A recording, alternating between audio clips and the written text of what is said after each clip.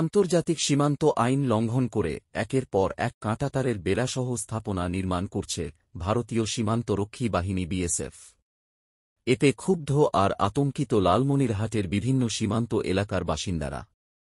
এসব কারণে সতর্ক অবস্থায় রয়েছে বর্ডার গার্ড বাংলাদেশ বিজিবি।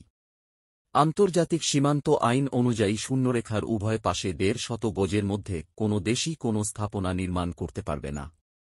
কিন্তু ভারতীয় সীমান্ত রক্ষী বাহিনী বিএসএফ এসব আইন কানুনকে বৃদ্ধাঙ্গুলি দেখিয়ে একের পর এক কাঁটাতারের বেড়া, লাইট পোস্ট ক্যামেরা সম্বলিত যন্ত্রাংশ ১৫০ গজের অভ্যন্তরেই স্থাপন করছে। এতে উত্তেজনা বিরাজ করছে সীমান্তে ও ক্ষোভ জানিয়েছেন সীমান্ত এলাকার বাসিন্দারা।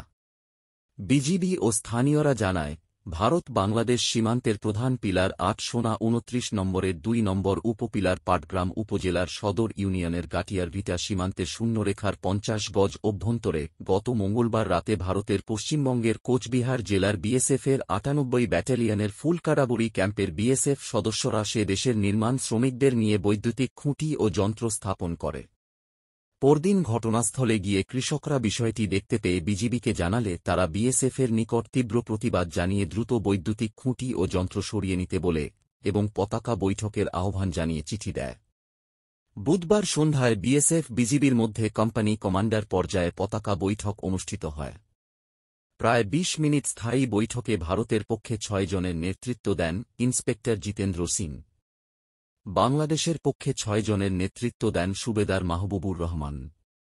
বৈঠকে কোনো কিছু না জানিয়ে রাতের অন্ধকারে শূন্যরেখার মধ্যে খুঁটি ও যন্ত্র স্থাপন করার প্রতিবাদ জানায় বিজিবি এবং বিএসএফকে শূন্যরেখার মধ্যে কোনো কিছু নির্মাণ বা স্থাপনে আন্তর্জাতিক সীমান্ত আইন মেনে চলার আহ্বান জানায়। নির্মিত খুঁটি ও যন্ত্র সরিয়ে নিতে বললে বিএসএফ তা সরিয়ে নেয়। তবে শুক্রবার সকাল থেকে ভারতীয় লোকজন ও বিএসএফের সদস্যরা কাঁটাতারের বেড়া দিতে শুরু করে। বিজিবির পক্ষ থেকে প্রতিবাদ করেও কোনো কাজ হয়নি। দহগ্রাম সীমান্তের মুন্সিপাড়া এলাকার বাসিন্দা খুরশেদ মিয়া বলেন, কোনো আইনকানুন বিএসএফ মানে না।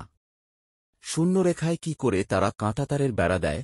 একই এলাকার ফরিদুল বলেন, বিএসএফের কারণে সীমান্তে চাষাবাদ করতে হিমশিম খেতে হয় কৃষকদের।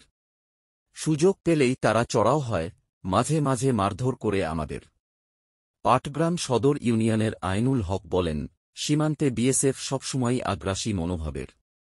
তাদের বাধা দিলেই গুলি ছোড়ে, ধরে নিয়ে যায় ও মাঝে মাঝে মহিলাদেরকে নির্যাতন করে ভারতীয় বাহিনী। কারণে অকারণে গুলি করে।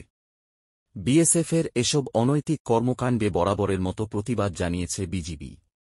প্রতিটি পতাকা বৈঠকে সীমান্ত আইন মেনে চলা এবং নির্মিত স্থাপনা সরিয়ে নিতে বলার পাশাপাশি সতর্ক অবস্থানে রয়েছে বিজিবি। বিজিবির ৫১ ব্যাটালিয়নের সহকারী পরিচালক আমির খসরু বলেন, বিএসএফ সীমান্ত আইন লঙ্ঘন করলে আমরা সাথে সাথেই প্রতিবাদ জানিয়ে পতাকা বৈঠকের আহ্বান করি। ৫১ বিজিবি ব্যাটালিয়নের অধিনায়ক লেফটেন্যান্ট কর্নেল সেলিম আলদিন বলেন, কোনো প্রকার সমন্বয় বা আলোচনা ছাড়া সীমান্তের ১৫০ গজের মধ্যে কোনো স্থাপনা নির্মাণ করলে আমরা জোর প্রতিবাদ করি। সীমান্ত রক্ষায় আমরা দৃঢ়প্রতিজ্ঞ। উত্তেজনাপূর্ণ এলাকায় আমাদের সদস্যরা সতর্ক অবস্থায় রয়েছে। পরবর্তী আপডেট পেতে চ্যানেল সাবস্ক্রাইব করে বেল আইকনটি চালু করে রাখুন।